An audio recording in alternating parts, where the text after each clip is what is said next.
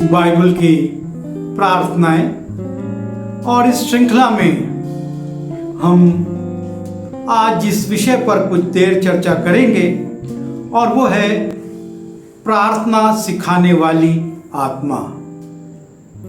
हम सब बचपन से प्रार्थना कर रहे हैं और हम दिन में पता नहीं कितनी बार प्रार्थना करते हैं।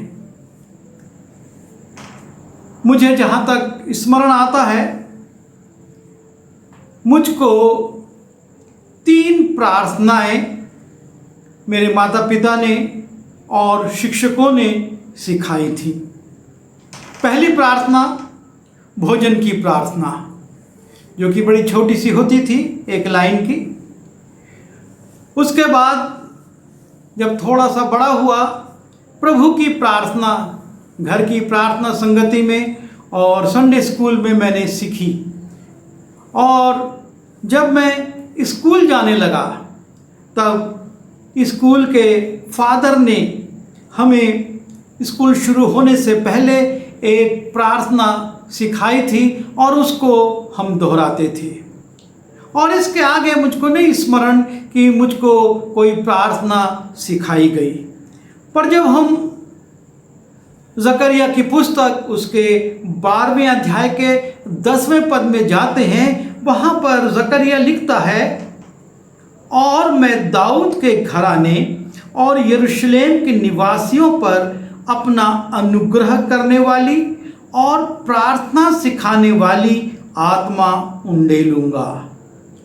परमेश्वर कहता है कि मैं दाऊद के घराने अर्थात उसके चुने हुए घराने पर और यरूशलेम के, जो कि उसका चुना हुआ नगर था, जहां पर कि परमेश्वर के नाम से सुलेमान ने मंदिर बनाया था, वहां पर मैं उनके निवासियों पर अपना अनुग्रह करने वाली और प्रार्थना सिखाने वाली आत्मा उंडेलूंगा।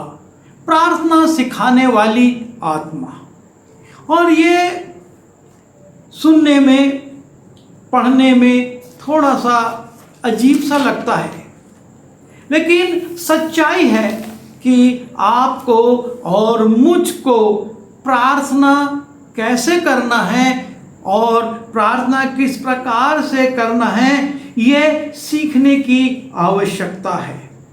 जब हम नए नियम में आते हैं और रोमियो के नाम पौलुस प्रेरित के पत्र को देखते हैं, वहाँ पर हम देखते हैं कि सुसमाचार प्रचारक पौलुस, जो कि कितने पत्र लिखता है, कितने उपदेश देता है, कितनी यात्राएं करता है, लेकिन वो रोमियो उसके 8वें अध्याय के 26वें पद में लिखता है, इसी रीति से आत्मा भी हमारी दुर्बलता में सहायता करता है, क्योंकि हम नहीं जानते कि प्रार्थना किस रीति से करना चाहिए।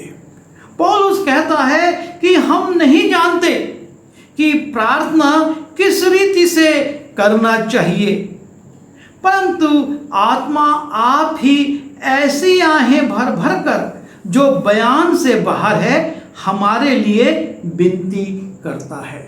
अर्थात जो आत्मा परमेश्वर ने हमको दिया है, वो हमारे अंदर से एक प्रार्थना को उत्पन्न करता है।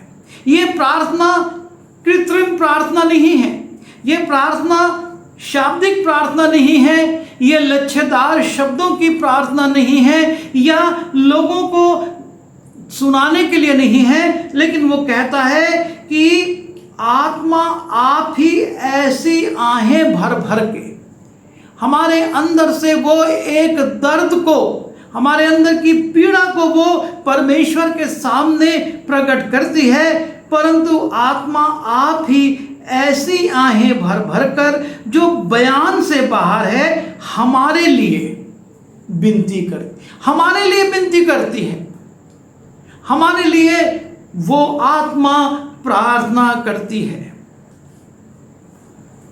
जब हम लूका रचित सुसमाचार उसके 11वें अध्याय में जाते हैं और उसके पहले पद को देखते हैं, वहां पर यीशु मसीह के चेलों का उल्लेख है और लिखा हुआ है लूका उसके 11वें अध्याय के पहले पद में, फिर वो किसी जगह प्रार्थना कर रहा था। यीशु मसीह के लिए लिखा है कि वो किसी जगह प्रार्थना कर रहा था और जब वो प्रार्थना कर चुका तो उसके चेलों में से एक ने उससे कहा, हे प्रभु, जैसे यूहन्ना ने अपने चेलों को प्रार्थना करना सिखाया वैसे ही हमें भी तू सिखा दे।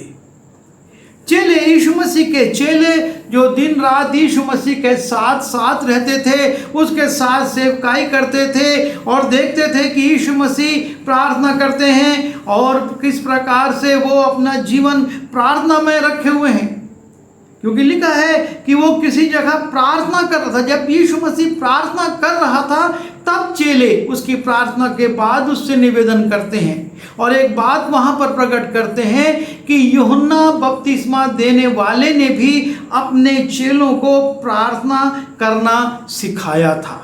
अर्थात यूहन्ना बपतिस्मा देने वाले के चेले भी कैसे प्रार्थना करना चाहिए इसको वो नहीं समझते थे, नहीं जानते थे और इसलिए यूहन्ना ने उनको सिखाया कि वो अच्छी तौर से प्रार्थना कर सकें। और ये चेले भी यीशु मसीह से कहते हैं कि तू हमको वैसे ही प्रार्थना करना सिखा दे। हम भी नहीं जानते हैं, हम साधारण मछुआरे और सेवक हैं और हमको नहीं मालूम कि कैसे प्रार्थना करना चाहिए और इसलिए तू हमको सिखा। और तब उसके नीचे अगर हम आए दूसरे पद से तो वहाँ पर यीशु मसीह उनको, जिसको हम पुकारते हैं प्रभु की प्रार्थना, वो प्रार्थना सिखाते हैं। यीशु मसीह अपने चेलों को प्रार्थना करना सिखाते हैं और प्रमुख बातें उसमें जो हैं वो हम देखते हैं कि यीशु मसीह उनका वर्णन करते हैं कि तुम इस प्रकार से प्रार्थना करो। प्रभु की प्रार्थना जो यीशु मसीह ने लूका में भी और मत्ती रचित सुसमाचार उसके 6वें अध्याय के 9वें पद से सिखाई, वो हम कभी और उस पर चर्चा करेंगे, उसके ऊपर अध्ययन करेंगे। लेकिन हम उसके और आगे बढ़ें तो यीशु मसीह एक और महत्वपूर्ण बात यहाँ पर अपने चेलों को प्रार्थना के विषय में बताते हैं। जब हम इसी लूका उसके 11वें अध्याय के 5वें पद से हम आगे बढ़ते हैं, 8वें पद में लिखा है, और उसने उनसे कहा, तुम में से कौन है कि उसका एक मित्र हो और वो आधी रात को उसके पास जाकर उससे कहे, हे मित्र, मुझे 3 रोटियां दे, क्योंकि एक यात्री मित्र मेरे पास आया है और उसके आगे रखने के लिए मेरे पास कुछ नहीं है। और वो भीतर से उत्तर दे कि मुझे दुख ना दे, अब तो द्वार बंद है और मेरे बालक मेरे पास बिछौने पर हैं, इसलिए मैं उठकर तुझे रोटी नहीं दे सकता। और तब आगे यीशु मसीह कहते हैं, मैं तुमसे कहता हूं, यदि उसका मित्र होने पर भी उसे उठकर ना दे तो भी उसके लज्जा छोड़कर मांगने के कारण उसे जितनी आवश्यकता हो उतनी उठकर देगा। यीशु मसीह प्रार्थना में हम जो मांगते हैं उस बात को अपने चेलों को समझा रहे हैं कि एक मित्र, पड़ोसी अपने मित्र के पास, अपने पड़ोसी के पास जाता और कहता है कि मध्य रात्रि हो गई है, मेरे पास एक मित्र आ गया है, एक यात्री आ गया है और मुझको 3 रोटी चाहिए। वो सो चुका है, घर बंद हो चुका है, बच्चे उसके पास लेटे हैं और वो देने का इच्छुक नहीं है कि ये मेरा मित्र मांग रहा है तो मैं दूं। लेकिन एक कारण है, चूंकि वो अपनी लज्जा छोड़कर मध्य रात्रि में मांग रहा है तो वो उठकर जितनी उसको अवश्य है वो देगा। और यह है प्रार्थना, जिसमें कि प्रभु यीशु मसीह ये चाहते हैं कि हम सीखें कि हमको लज्जा छोड़कर अपने प्रभु से किस प्रकार मांगना है, क्योंकि वही तो हमको देगा। और साथ ही साथ लगातार मांगना है, क्योंकि जब हम इसी लूका रचित सुसमाचार उसके 18वें अध्याय में जाते हैं और वहाँ पर यीशु मसीह ने एक स्त्री का उल्लेख किया है जो कि एक न्यायाधीश के पास रोज रोज रोज जाती है, और इसलिए जाती है कि मेरा न्याय चुका और मुझको मुद्दई के हाथ से छुड़ा ले। और वो न्यायाधीश जो है, लूका रचित सुसमाचार उसके 18वें अध्याय के पहले पद से हम देखते हैं, वो न्यायाधीश किसी का ना लिहाज करता ना किसी से डरता था। लिखा है, फिर उसने इस विषय में कि नित्य प्रार्थना करना और हियाव ना छोड़ना।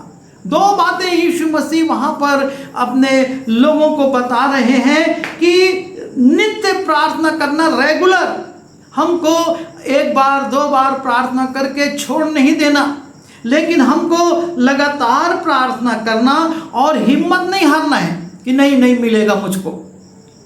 वो कहता है यीशु मसीह, फिर उसने इस विषय में कि नित्य प्रार्थना करना और हियाव ना छोड़ना चाहिए, उनसे ये दृष्टांत कहा कि किसी नगर में एक न्यायी रहता था जो ना परमेश्वर से डरता था और ना किसी मनुष्य की परवाह करता था।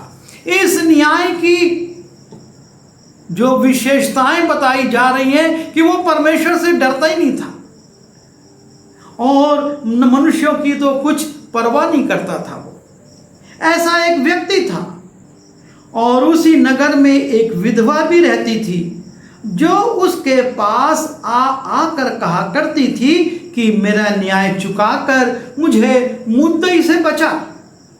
उसने कितने समय तक तो ना माना, परंतु अंत में मन में विचार कर कहा, यद्यपि मैं ना परमेश्वर से डरता हूँ और ना मनुष्यों की कुछ परवाह करता हूँ, तो भी ये विधवा मुझे सताती रहती है। इसलिए क्योंकि ये विधवा रोज रोज आती है, इसलिए मैं उसका न्याय चुकाऊंगा। कहीं ऐसा न हो कि घड़ी घड़ी आकर अंत में मेरा नाक में दम करे। और इस प्रकार से उस विधवा के बार बार जाने, बार बार मांगने, बार बार बोलने से वो अधर्मी न्यायी जो ना परमेश्वर से डरता था ना मनुष्यों के लिहाज करता था, कहता मैं इसका न्याय चुकाऊंगा। और तब यीशु ने कहा, प्रभु ने कहा, सुनो कि यह अधर्मी न्यायी क्या कहता है।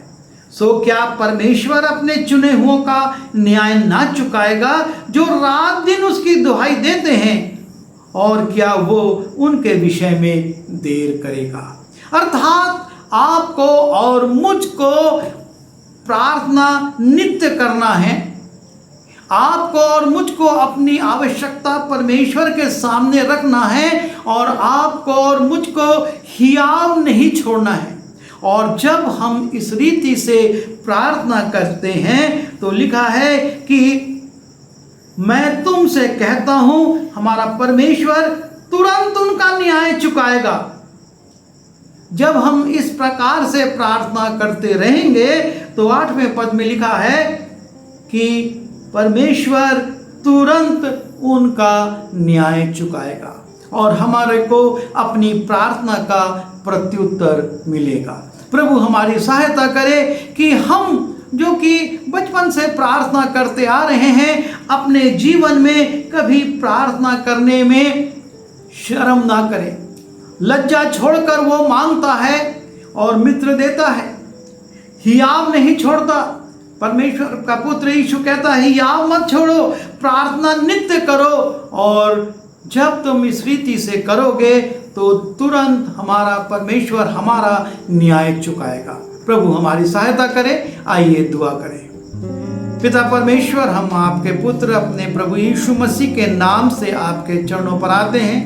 धन्यवाद देते हैं कि उसने हमसे कहा है कि हम हियाव ना छोड़ें, लज्जा छोड़कर आपसे मांगते रहें और हमेशा प्रार्थना में लगे रहें, ताकि हम उस प्रतिफल को जिसकी हम आशा करते हैं आपसे प्राप्त कर सकें।